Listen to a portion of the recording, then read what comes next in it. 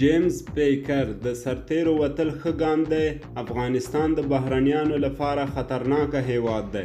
د امریکا پخوانی جمهورپال او د بهرنیو چارو وزیر جیمز بیکر له افغانستان نه د بهرنیو سرتیرو د ایستلو په تړاو د ولسمشر جو بایډن پریکړه ستایلې ده.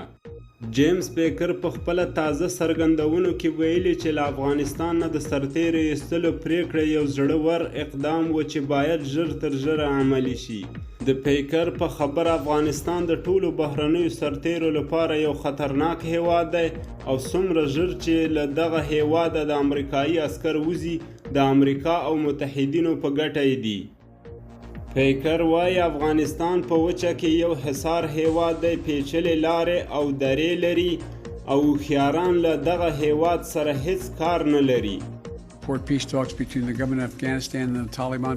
د بیکر دا څرګندونې له هغه وروسته دي چې د متحدو ایالاتو نوی ولسمشر جو بایډن څو ورځې وړاندې له افغانستان نه د بهرنیو سرتیرو ایستلو اعلان وکړ او ویل چې دا پروسه به د روان کال 2021 میلادي کال د سپټمبر میاشتې تر 11 نیټې بشپړه شي.